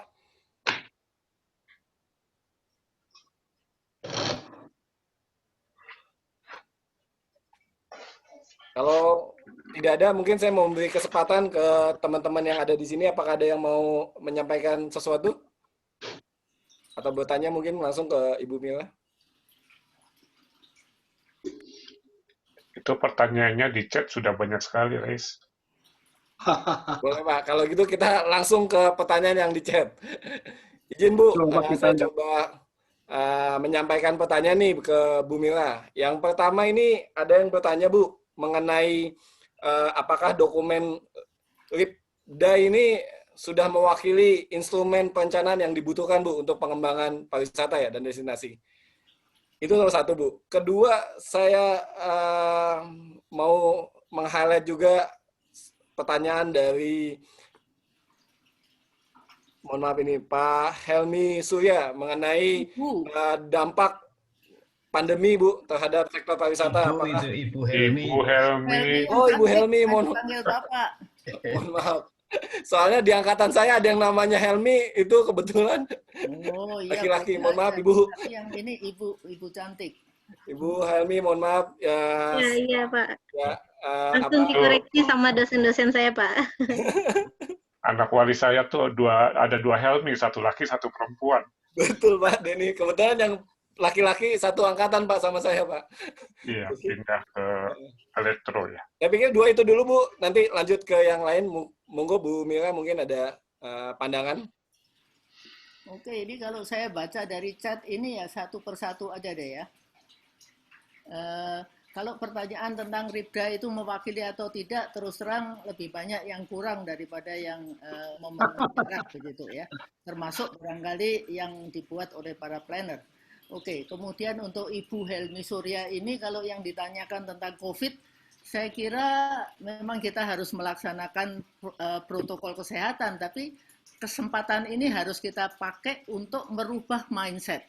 Karena setelah COVID itu kita harus memikirkan sesuatu yang lain. Pariwisata akan berubah totally dan bagaimana kita menyikapi itu. Ini kaitannya dengan tata ruang dan perencanaan kota atau perencanaan wilayah saya kira erat sekali. Saya bahkan berpikir barangkali standar perencanaan kota dan wilayah itu sudah harus ditinjau kembali. Lebih banyak ruang terbuka diperlukan, lebih banyak taman dan sebagainya terutama di daerah-daerah padat. Lebih banyak jalur sepeda, jalur jalan kaki dan seterusnya. Sekarang ini jalur sepeda juga sama-sama bareng sama jalur mobil, jalur ini dan sebagainya. Itu kira-kira ini ya. Jadi pedoman CSHE sudah ada, tapi itu tidak cukup. Dan kalau saya ditanya tentang insentif-insentif yang diberikan pada industri, saya tidak berkeberatan karena mereka juga perlu dibangun dengan segala alasan menciptakan lapangan kerjaan dan sebagainya. Tapi sebetulnya bantuan itu bisa diberikan dalam bentuk voucher-voucher untuk penduduk supaya sekali-kali ngerasain tidur di hotel atau ngerasain jalan-jalan di tempat wisata. Untuk Pak Denny ini tourism planner itu ya mereka mengatakan kalau mereka merancang jalur wisata untuk paket wisata itu mereka juga mengatakan dirinya tourism planner. Ini yang kita harus bedakan dengan tourism planner kita gitu. Mereka itu tourism planner dalam arti merencanakan paket wisata. Nanti berangkatnya dari sini, berhenti makannya di sana, lihat itu di situ dan seterusnya. Itu mereka mengatakan itu planning. Memang planning juga, tapi planning dalam level yang sangat operasional seperti itu. Itu yang harus kita pahami bersama bedanya. Jadi mereka tidak terima kalau dibilang mereka bukan planner gitu. Mereka juga ngeplan gitu. Tapi harus kita lihat batasan-batasannya. Ini yang saya bilang tadi tantangannya untuk IAP. Saya tidak tahu bagaimana ini kita bisa bergerak. KSPN versi Kementerian dan Pariwisata PUPR menyusun ITMP untuk lokasi yang sama. Apakah tidak tumpang tindih? Ya, ada tumpang tindihnya, tapi yang satu melengkapi yang lain. Seperti tadi saya katakan, yang pariwisata itu hanya bicara pariwisata. Yang ITMP itu bicara seluruh sektor, dan bagaimana pariwisata itu di-incorporate ke dalam rencana yang integrated ini. Gitu. Tapi itu pun tidak semudah apa yang saya katakan ini. Karena ya ada banyak hal-hal juga yang di dalam RUTR-nya itu berbeda dan sebagainya.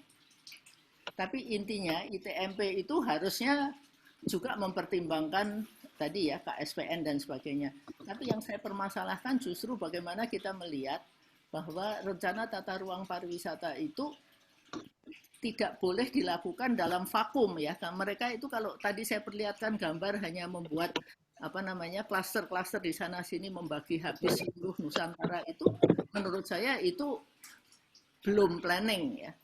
Dan itu untuk jangka waktu 15 tahun tidak mungkin bisa dilaksanakan. Mereka tidak sama sekali tidak bicara prioritas. Nah, 10 destinasi prioritas, meskipun saya juga punya pendapat tentang 10 ini, mengapa yang itu dan sebagainya, karena tidak ada penjelasan yang jelas, tapi harus ada pertimbangan dong. Oh, ini yang dekat dengan pasar yang mana, oh ini yang dekat dengan ini, atau ini yang punya pintu gerbang internasional dan seterusnya. Jadi bukan semata-mata pembagian ruang saja begitu. Ini dari Kabupaten Lebak. Saya melihat fakta keberhasilan tentang CT Tourism Performance Research. Ya,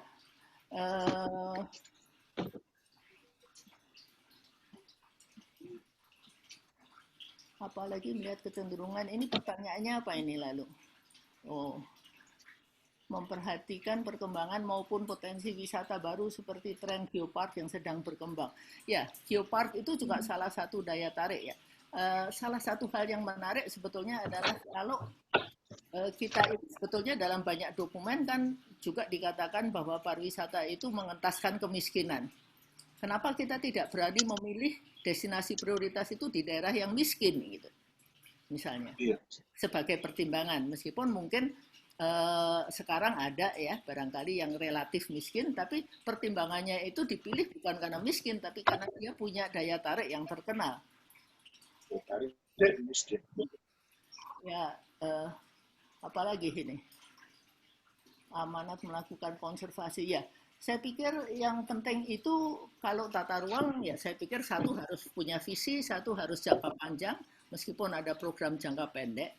Tapi yang sangat mengganggu saya, sebetulnya sejak tahun 80-an itu kita punya rencana, meskipun dengan segala kekurangannya. Tapi yang tidak ada itu adalah konsistensi untuk melaksanakannya. Setiap ganti menteri, ganti lagi. Setiap ganti menteri, ganti lagi.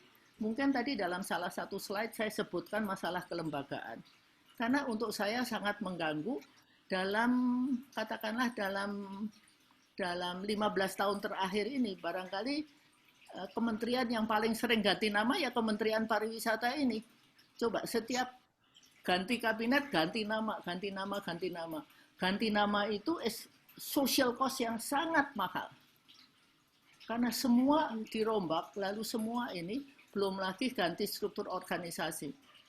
Ya, meskipun yang satu mungkin mengatakan sekarang lebih bagus ada ini, ada itu, tapi semua dengan plus minusnya. Jadi ganti-ganti nama itu termasuk saya pikir sesuatu yang tidak konsisten. Ya sudah kalau kita memutuskan Kementerian Pariwisata ya pariwisata aja, tapi apa yang dibagi-bagi? Karena kementerian lain sebetulnya juga ngurus pariwisata. Kementerian Pemuda dan Olahraga itu ngurus pariwisata. Itu menyelenggarakan PON dan sebagainya itu ya pariwisata juga itu gitu. Nah, itu satu contoh lain. Mungkin apalagi ini spesialisasi planner pariwisata, sertifikasi itu ya kita pikirkan bersama lah. Saya tidak bisa menjawab secara spontan begitu, tapi ya kita pikirkan bersama apakah memang diperlukan ini sertifikasi seperti ini. Apakah syaratnya itu harus certified planner baru dia bisa mendapatkan spesialisasi. Karena dokter juga kalau belum lulus kan nggak bisa langsung spesialisasi gitu ya. Jadi sekarang ini lalu pertanyaannya juga mungkin kalau yang bukan planner, boleh nggak dia jadi tourism planner misalnya? Karena mungkin ada entah arsitek, entah orang ekonomi yang barangkali ini, tapi dia bukan anggota IAP dan tidak punya sertifikat planner. Saya juga nggak punya sertifikat planner barangkali. Oke, jadi ya, Bu, di sini ada Pak Sekjen nanti dibuatin sertifikatnya, Bu.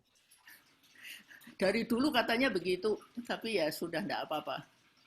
Karena memang saya juga nggak pernah praktek. Oke, terima kasih atas kesempatannya untuk curhat juga untuk saya ini, karena saya rasanya udah capek dan udah waktunya saya istirahat barangkali untuk... Jangan istirahat, Bu. Jangan istirahat. Istirahat maksud saya istirahat dari ngurusin pariwisata, melakukan yang lain gitu Pak Krisna, bukan mau berhenti istirahat diem-diem. Jangan istirahat, jalan terus. Jalan terus. Ya kalau jalan saya jalan terus, jalan-jalan tapi. Saya mungkin mau menambahkan ya Bu Mira ya. Jadi pemerintah Indonesia itu concern pariwisata itu sebetulnya mau nyari dolar karena minyaknya anjlok, dolar kagak ada. Jadi nomor satu waktu itu kementerian dibentuk itu adalah mengejar dolar, termasuk 10 destinasi. Jadi waktu saya diminta oleh menteri, oleh presiden sebetulnya, karena presiden maunya ambil dolar dari wisata. Jadi pada saat itu saya mendefinisikan mana yang kelas dunia, yang nggak ada kelas dunia saya buang. Ya, kayak Toba itu kelas dunia, ya. Semuanya ada. Nah, dari 10 tadi, sekarang tinggal 5. Karena sekarang namanya super prioritas. Ya, super prioritas. Walaupun ada yang muncul satu. Nah, kembali, pariwisata itu sebetulnya trading, dagang. Dagang pemandangan, dagang environment. Ya. Jadi kalau environment-nya buruk, ya dia mau datang. Makanya dulu kampanye dulu adalah senyum. Ya, Bu Mira, ingat nggak kampanye senyum? Ya kan? Karena orang yang manyun, mana mau datang wisatawan.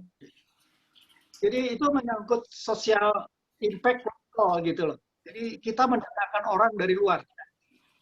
Di masa pandemik ini tadi ada yang nanya kan, kebetulan saya lihat ASPAC itu Asia Pacific Alliance Disaster. Itu Jepang yang utamanya. Dan itu seluruh dunia. Ya. Kenapa? Pariwisata itu dianggap sebagai distribution of income. Jadi kalau perusahaan hancur itu berat. Nah sekarang apa diminta untuk melakukan mitigasi tentang tourism. Nah approach kita adalah bottom up, dari bawah, bukan dari atas. Jadi kita bagaimana realize mereka perusahaan hotel terutama yang hancur itu bisa bertahan. Itu satu. Kemudian transport, terutama penerbangan, bagaimana bisa bertahan. Itu sekarang kita lagi cari solusi dari bawah. Baru dimulai kemarin. Kebetulan yang untuk Direktur Indonesia, dari tempat itu kebetulan adik saya. Karena memang dari dulu dia main bencana ya. Nah sekarang yang bencana itu justru bencananya kena pariwisata. Kira-kira itu. Dan yang terakhir yang saya mau bilang bahwa karena COVID ini, turisme luar itu kan kita diisolasi, orang Indonesia aja nggak boleh masuk ke misalnya ke Eropa. Jadi kita ada keuntungan, sebetulnya saya lihatnya positif. Bagaimana orang-orang Jakarta, orang Surabaya, orang Bandung itu udah stres, udah beberapa tahun, 12 bulan dikurung. Ya. Itu adalah potensi besar untuk mendistribusikan turisme di dalam negeri.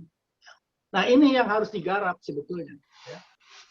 Jadi ke depan kalau menurut saya tourism ya kita sudah bahas dengan APAD itu ketuanya dari Jepang ya, dan dia seluruh dunia. Jadi Asia Pacific Alliance Disaster. Ketuanya Jepang, yang Indonesia ketuanya kebetulan adik saya. Kebetulan. Nah, ke tourism itu dianggap nanti bisa mendistribusikan income. Income Indonesia itu Jakarta itu gila-gilaan. Jangan disangka miskin. Mereka besar sekali income-nya, tapi tidak rata masalah. Jadi dengan tulisan dianggap bisa mendistribusikan income ke daerah-daerah yang tadi Bu Mira bilang, yang miskin. Nah, kalau yang miskin, itu kalau dari yang kaya pergi ke miskin, itu bisa. Nah, masalahnya daerah siap nggak? Transportasi siap nggak? Nah, itulah yang sekarang sedang kita kembangkan bersama APAD. Untuk menyusun strategi bagaimana bisa mendistribusikan income itu ke daerah-daerah yang tadi yang disebut miskin. Kembali lagi, tourism is trading, a business. Jadi tourism itu bukan pemerintah sebetulnya. Tapi pemerintah kepentingan yaitu tadi distribusi income sama ngambil dolar. Saya kira itu komen saya, Bu Mira, yang tentang tourism. Oke, makasih Pak Krisna. Makasih Pak Krisna. Bu Mira mohon izin Bu, kebetulan di sini sebagai peserta ada juga Pak Andi selaku ketua IAP Bu. Saya ini kalau memberikan kesempatan Pak Andi bicara nanti saya dimarahin. Dimarahin ya? Ya, sorry Bu Mira, apa kabar? Terima kasih sudah hadir di acara senior 1 jam bersama senior planner. Mudah-mudahan Ibu masih ingat, saya sih seangkatan di Ami Ibu, jadi masih di anak Ibu, generasi di bawah Ibu. Yanti yang Pertama, mana? Yanti yang Yani mana? Bu, Hah? Yani Bu, Yani, Oh, anak ibu ya. Yani. Ya, oke. Yani. Jadi generasi 90-an Bu. Oh, Kebetulan saya baru 1 tahun menggantikan Pak Berni sebagai ketua umum IAP.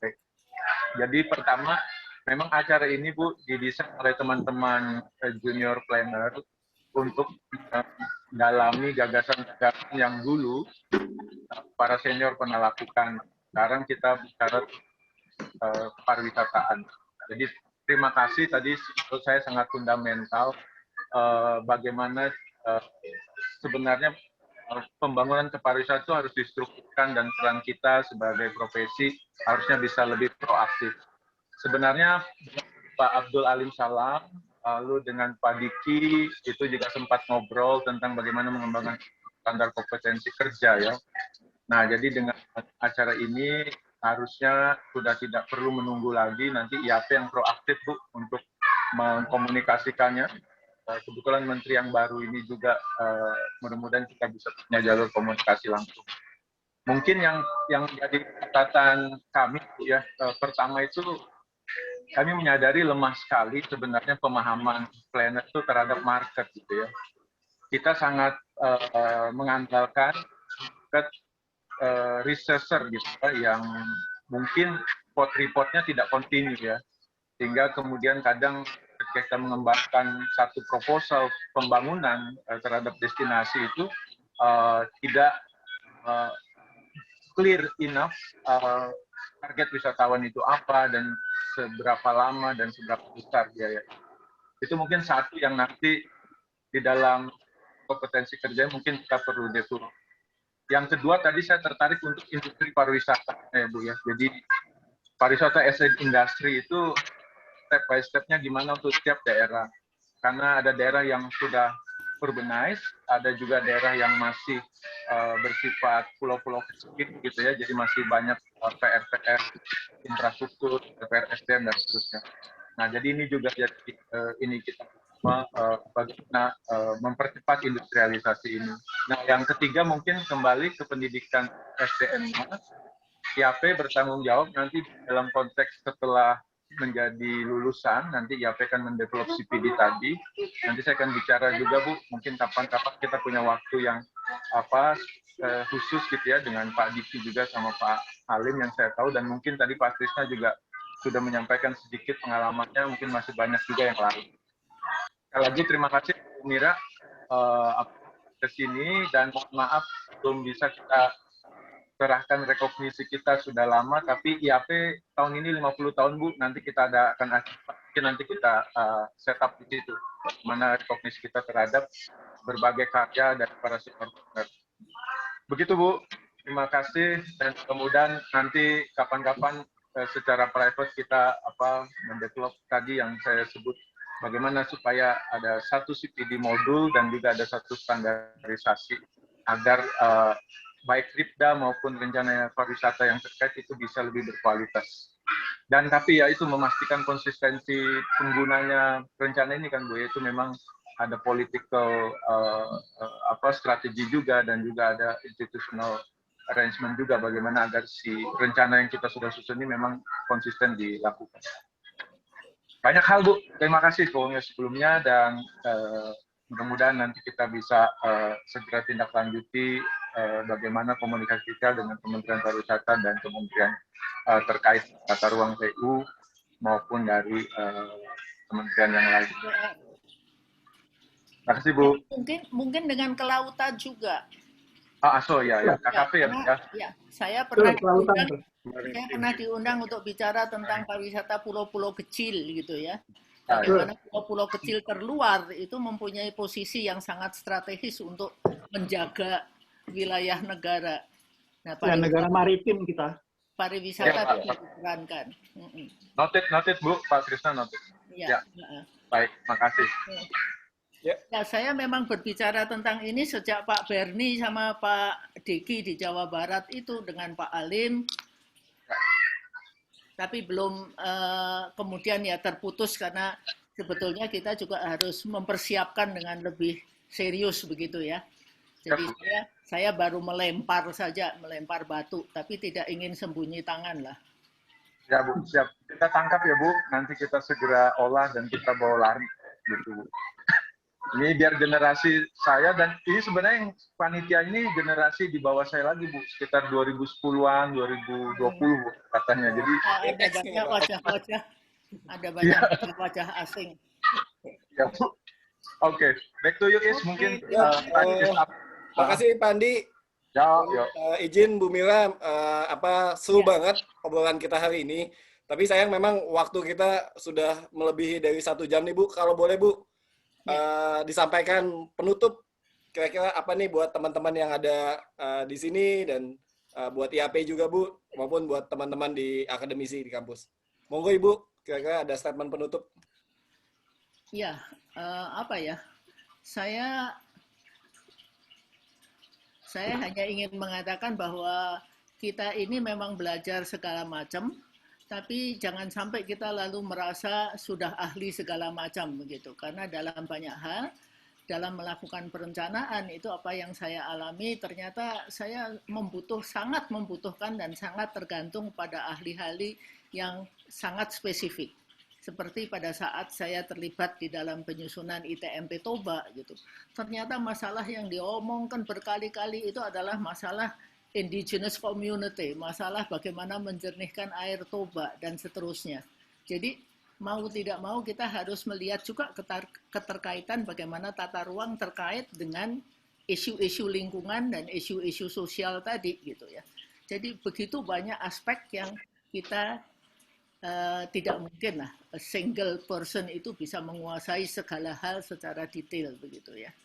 Jadi suka ada kan kalau tim perencana kota itu ternyata di dalam dokumennya memang ada ahli ini gitu, tapi ternyata pelaksanaannya dilakukan sendiri itu. Banyak tuh yang begitu. Iya, tapi mungkin itu juga karena keterpaksaan gitu ya. Jadi bagaimana itu juga kita perjuangkan supaya orang itu jangan menganggap planning itu barang murah, siapa saja bisa juga gitu. Planning itu mahal gitu. Mantap Bu. Ya. Wah, kalimat penutupnya luar biasa nih Bu. Terima kasih. Ya, sama-sama Ibu. Terima kasih banyak. Saya pikir terima kasih atas atensinya Bapak Ibu sekalian, teman-teman yang sudah hadir di sini. Mohon maaf ini harus segera kita akhiri. Mungkin nanti kami akan coba adakan sesi-sesi atau tema-tema pariwisata lainnya yang lebih spesifik. Nanti kita juga akan tadi seperti yang Pak Andi sampaikan, banyak PR yang akan dikejar oleh teman-teman di IAP, apalagi di 50 tahun usia IAP ini Bu, kita harapkan juga akan lebih harum lah nama planners di kancah pembangunan nasional ya Bu, maupun lainnya. Nanti ada banyak hal Bu yang akan di follow up oleh teman-teman dari Kesekjenan. Ya. Ada tim dari Pak Dimas, dari tim YPP, Mas Miftah juga akan ada tindak lanjut hasil diskusi kita hari ini Bu, yang ke depan kita akan coba rangkum juga menjadi satu hal yang bisa kita sebarluaskan Bu, poin-poin mengenai kepariwisataan ini. Sebelum saya akhiri, mungkin dari Mas Dimas, ada yang mau disampaikan penutup? Kebetulan tadi ketuanya, sekarang saya kasih kesempatan sekjennya nih Bu, mewakili generasi yang lain lagi dari Pak Andi. Ya Mas Rais, karena saya lagi di jalan, jadi izin singkat-singkat nih dan belum bisa nyalakan video, takut nggak proper nih. Saya muridnya Ibu Mira juga Bu, saya angkatan 2003, beda tahun sama Devan. Mungkin Bu Mira juga ingat sama Devan karena Devan salah satu pegiat pariwisata di P2Par gitu ya. Kebetulan saya diminta Bang Andi, Pak Ketua Umum, untuk bantu beliau di Kesekjenan dan akan banyak berurusan dengan pelayanan anggota Bu.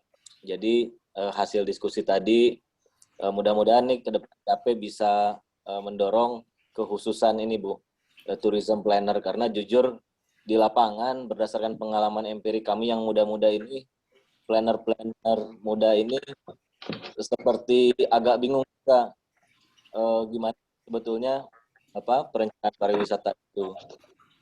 Contoh konkretnya mungkin bingung berapa sebetulnya size untuk menentukan amenitas gitu.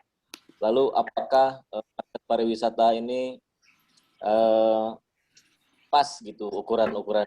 Lalu bagaimana memproyeksikan sebetulnya target-target wisatawan dan seterusnya itu jujur saja di lapangan kami yang muda-muda ini masih agak galau gitu menentukan itu. Akhirnya ujung-ujungnya juga yang ngarang dan tidak masuk akal gitu. Sehingga kami di IAP melihat ini harus ada pendidikan menerusnya untuk tourism planning ini. Dan mudah-mudahan ini IAP bisa mengakomodir ini, bisa memfasilitasi agar anggota-anggota kami juga punya pengetahuan yang lebih lagi terkait dengan perencanaan pariwisata. Mungkin itu Bu Mira, kami yang muda-muda di IAP ini mudah-mudahan bisa terus meminta saran-saran dari Ibu Mira. Terima kasih. Mungkin itu Mas Rais dari Kesekjenan. Terima kasih. Mungkin karena masih di jalan jadi agak buru-buru. Silakan Mas Rais. Siap, terima kasih Mas Dimas. Terima kasih. Saya pikir dari IAP jelas Bu tadi yang sudah disampaikan Pak Andi dan Pak Dimas. Ya kita harap ini bisa jadi langkah awal untuk berlari kencang ke depannya. Dan saya pikir nanti kita akan lebih sering lagi diskusi lebih lanjut ya Bu. Saya pikir kita sudah lebih dari 1 jam 40 menit ini. Saya akan coba sampaikan terima kasih sekali lagi kepada Bu Mira, terima kasih Pak Krisna, mohon maaf buat teman-teman Bapak Ibu senior, Pak Denny, Pak Andi, Pak Imam, dan lain-lain yang sudah, Pak Ridwan juga tadi saya sempat melihat chatnya gitu. Terima kasih atas atensinya, kehadirannya. Pak Diki juga ada ternyata dari Jawa Barat. Terima kasih. Karena keterbatasan waktu, saya pikir nanti kita coba buat kesempatan atau sesi selanjutnya. Next Pak Krisna tuh. Wah, setuju Pak Denny? Ya, setuju Pak Krisna. Saya mau kasih semangat aja ya. Yang namanya Master Enscape itu tahun 72, dia konsultannya Kementerian Pariwisata. Dia dari UN. Nah, dia itu ternyata seorang planner, American Assistant Planner. Nah, yang mengarang tourism planning itu planner, jangan salah tuh. Yang rencana saya 2 planner, jangan salah. Jadi kita jangan hati bahwa planologi nggak bisa. Kita bisa hanya waktu itu, waktu saya dengan Pak Wiranto mau membuka sekolah setengah mati, 10 tahun butuh waktu sampai senat-senatnya, pariwisata tuh kayak begini ternyata. Memang pariwisata itu sangat kompleks gitu. Karena satu-satunya di ITB yang belajar multi ilmu hanya planologi. Yang lain semua satu ilmu. Sehingga mereka berpikir kayak begitu. Jadi kita jangan patah semangat. IAP harus maju terus. Usahakan supaya yang kita sebagai seorang multidisiplin itu punya peranan dalam turisme. Saya kira itu aja pesan saya. Terima kasih. Ditunggu minggu depan ya Pak. Ya, Sabtu depan. Tutup dulu guys. Pariwisata kita selanjutnya. Nanti kita akan adakan khusus juga 1 jam senior bersama Pak Krisna. Sepertinya nanti mungkin teman-teman di kepanitiaan nih ada Mas Miftah dan Mbak Salsa bisa menyambut nih. Langsung bikin posternya Sabtu depan. Krisna banyak di bidangnya, bukan hanya pariwisata ya. Jadi kita tolong semuanya Pak. Kirim fotonya. Baik Bu Mira, makasih ya. Sekali lagi, Rais tolong ditutup. Kita ngobrol-ngobrol di sini. Sekali lagi Bapak Ibu, mohon maaf dan terima kasih atas kehadirannya. Untuk bahan materi sudah ada di kolom chat. Itu kan teman-teman panitia sudah barangkali jangan itu jika ada yang ingin nggak cukup. Nanti Jam kurang ya 1 jam. 1 jam setengah. 1 jam ini kurang Pak ternyata, dan ini udah hampir 2 jam Pak ternyata Pak. Juga masih kurang. Saya pikir Makanya selanjutnya masukannya nanti ditindaklanjuti ya Lim. Mungkin 90 menit gitu Lim. Ya, kayak pertandingan bola gitu. nantinya 2 jam. Itu ya. Siapa Iman? Ya bagus lah, yang menarik lah. Baiklah kalau begitu. Terima kasih sekali lagi teman-teman, Bapak Ibu senior yang tidak bisa saya sebutkan satu persatu. Terima kasih banyak Bu Mila secara khusus salam sehat untuk kita semua.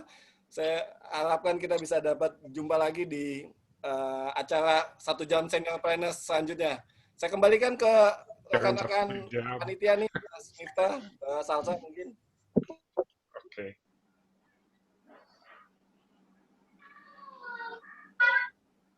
Kalau tidak ada, mungkin saya tutup saja langsung kegiatan kita hari ini. Makasih. Terima kasih.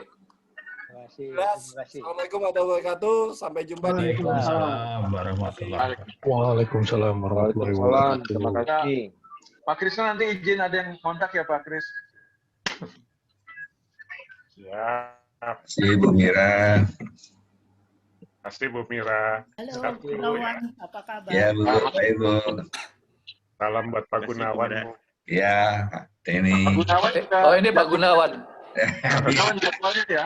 Gundul doang, tapi nggak gundul ini. Bukan Di Samarinda ya. Selamat sore Pak Gunawan. Selamat sore juga teman-teman semuanya. Sehat selalu Bu Mira. Semoga sehat selalu Bu Mira. Izin pamit ya. Ya, Pamit. mulai cara berikutnya. Terima kasih Bu Mira. Terima kasih. Terima kasih Bu Mira. Sama. Sekarang banyak yang berjenggot. Nggak sempet ini masuk hutan Kaltim. Masih nonton jazz, Pak Gunawan? Ya, selama COVID ini nggak ada lagi. Ya? Biasanya IJBJ, Pak Jimmy. IJBJ selalu rutin. Awas ada yang nyubit, Pak Gunawan. Awas Ya, ada yang Pak. nyubit. Ada yang nyubit, Pak Gunawan. Awas tuh anak buahnya Pak Iman. Seru nih. Aman, Pak Ridwan. Aman. Alhamdulillah. Air Cubitnya sama mengalir, cubit Pak sake. Gunawan. Ada 2 jenis. Aduh Pak Ridwan, semangat Pak Ridwan.